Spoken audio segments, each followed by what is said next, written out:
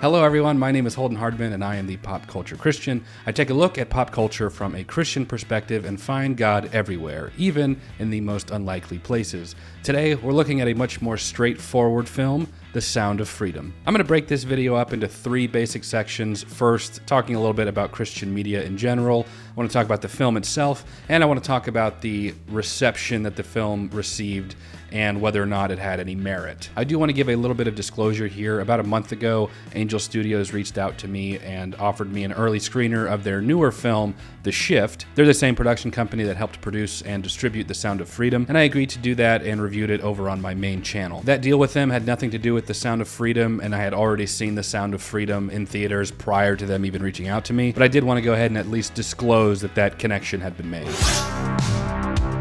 When I did review The Shift, I touched on some of my feelings about Christian media in general and how I find most of it to be typically bland, basic, Hallmark-esque films that lack any type of creativity and really only serve as an echo chamber for already held religious or political beliefs and a whole lot of pats on our backs for being right. So when The Sound of Freedom came out, I paid it no attention. I put it quickly into that category, and it basically went out of my mind. Now, from what I understand, Christian movies have been changing. I even get a lot of comments sometimes about, hey, Holden, you need to watch this movie or that movie, which I normally wouldn't have even bothered with. And at this point, I should probably try more of them out, but you know, I'm getting there. So when The Sound of Freedom came out, it just kept showing up on my feeds for different reasons. I had a bunch of comments telling me to go watch it. I saw the box office numbers for it and how it competed against other films like Indiana Jones and exceeded them in that category. I saw all this political stuff around it, and when it comes to Christian movies, that's not all that surprising. But it was a lot more conspiratorial than just Christian movies supports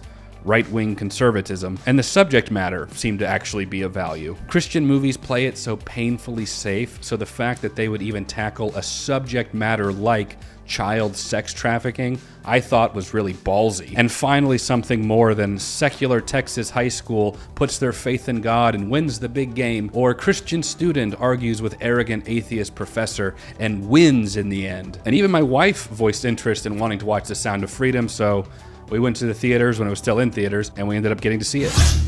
One of the biggest praises I have for this movie is that it was made on a shoestring budget relative to other Hollywood productions of $14.5 million, but it looked like a $50 to $100 million production. And just thinking about that reminds me about how low the bar for Christian movies actually is, that I praise a movie for actually looking and feeling like a real movie. The Sound of Freedom is based on a true story involving a guy named Tim Ballard who rescued 123 trafficked people, 55 of whom were children. In the movie, I think it's exclusively children that he rescued, but in real life, it was mostly adults, but still 55 kids. I looked into the real events versus the movie events, and there were some creative liberties, but I don't think that they were any more significant than what you'd find in a regular, based on a true story movie. I felt the movie had a really good pace. It wasn't overtly religious, which I appreciated. The closest it came were just a couple of lines of dialogue that showed that Jim Caviezel's character himself was a religious person, but at no point at all did I feel like the main point or the main message of the film was to try to convert me. I'm already in that Jesus gang after all. Early on, after entrapping a pedophile, he quotes Jesus by saying,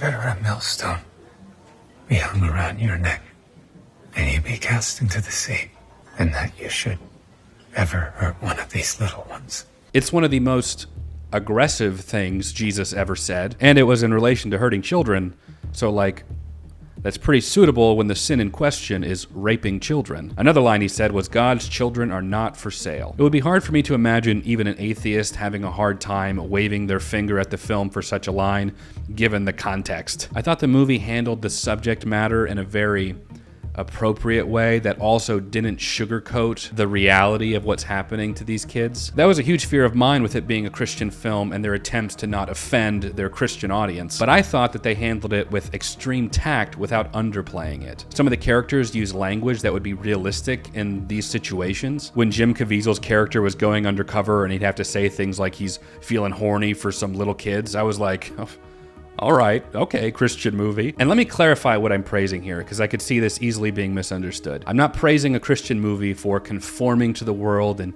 using bad language and talking about sex. I'm praising them for treating reality like reality. And the reality of this particular issue is that this is a very dark, vulgar, and scary situation. You have to say what you have to say in order to save these kids. Non-Christian characters would likely be swearing and saying vulgar things. And doing that from a story structure perspective, it helps to reinforce what the main character is feeling in having to listen to all this vulgarity, and even having to go along with it himself. Christian movies often fail to show the harsher realities of life because they're so worried about offending the Christian audience. We can't swear in a Christian movie. We can't say this or that in a Christian movie. We can't show that in a Christian movie. Jim's performance was excellent. He's always been a great actor. One of my personal favorite movies of all time is The Count of Monte Cristo with Jim Caviezel and Guy Pearce. The child actors did great, and that is an honest-to-God compliment. Children are notoriously difficult to get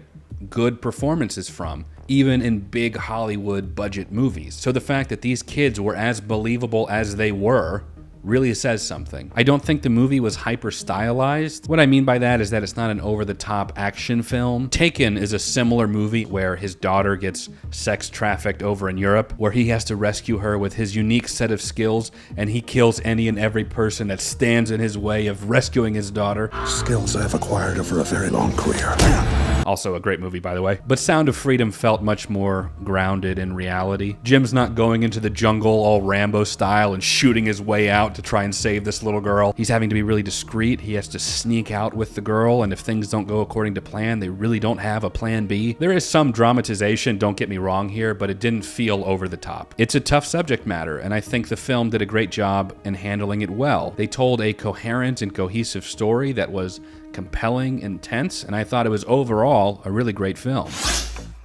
I have been doing reviews, reactions, and discussions of movies for a long time now. I've seen some polarizing opinions from critics and audiences, and some pretty hot takes in my day. So when I say The Sound of Freedom has one of the most bizarre responses I've ever seen, that means something. One thing I heard so much about before watching it was that the film was a QAnon conspiracy. And because they tied the movie so heavily to that, they literally called it a QAnon adjacent film, I went in being fully prepared at attempts to indoctrinate me or bring me into the QAnon network by the end of the movie. So I was extremely surprised that by the time the credits rolled at the end of the movie, it was a remarkable non-issue. I mean, nothing at all related to QAnon. Before going into it, this was one of the main oppositions to the film, and there was nothing. If I had not seen or been primed with all this QAnon talk in relation to the film, it would have never entered the conversation. This brings me to the second big critique I saw about this movie, and that's Jim Caviezel himself. While the movie was completely devoid of any QAnon conspiracies,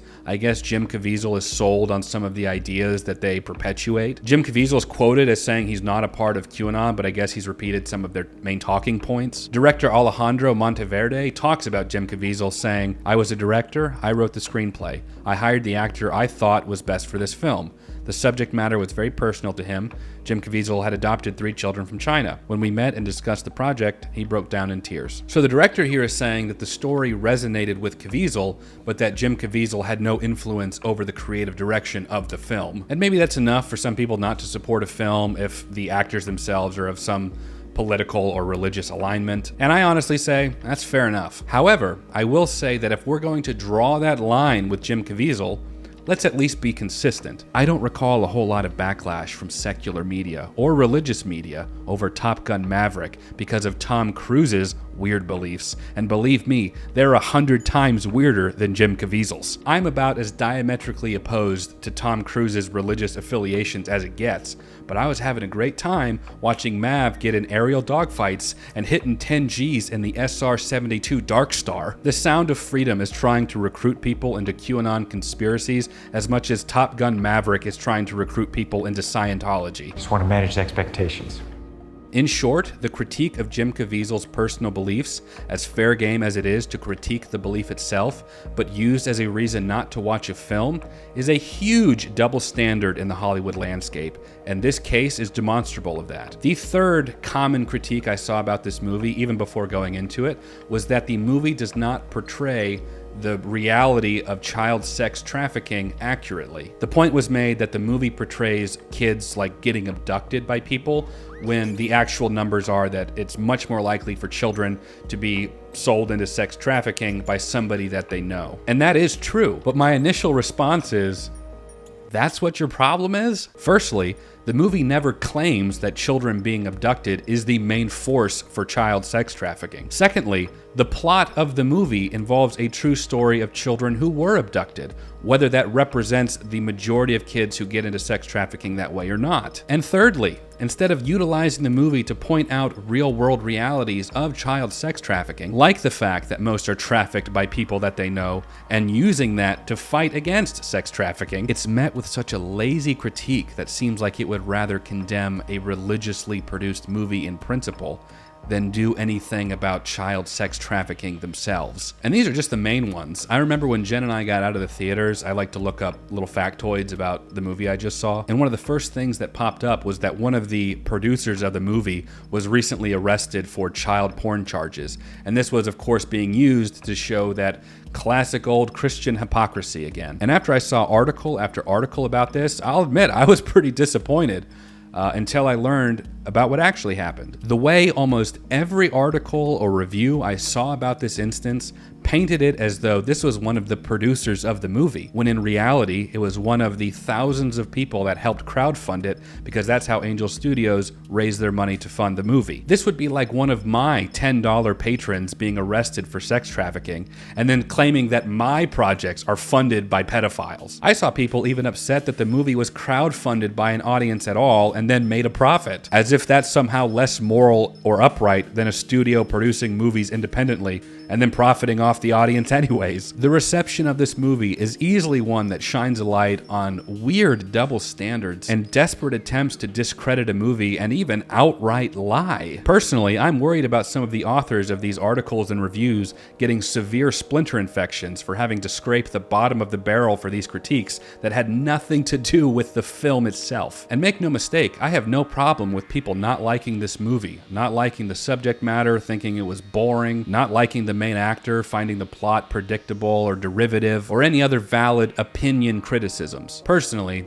I thought the movie was really good, and the reception seemed to oddly serve as a distraction for the subject matter instead of addressing the subject matter. I give The Sound of Freedom a solid 8 out of 10. But what can we expect from a culture that tried to sell us cuties instead, that egregiously and blatantly sexualizes children, with reviews calling it brave and bold and daring, and condemns a movie whose main goal is to try to bring awareness about child sex trafficking? Whether they're taken by random strangers or being abused by people that they already know was never the freaking point. Throw me a frickin' bone here. But these are just some of my thoughts on The Sound of Freedom. I'd love to know what you guys think down below, especially if you've seen the movie, and what you thought about the general response, which, for better or worse, seems to be a part of the conversation when talking about this movie. That's it for now. Thank you so much for watching, and I'll catch you in the next video.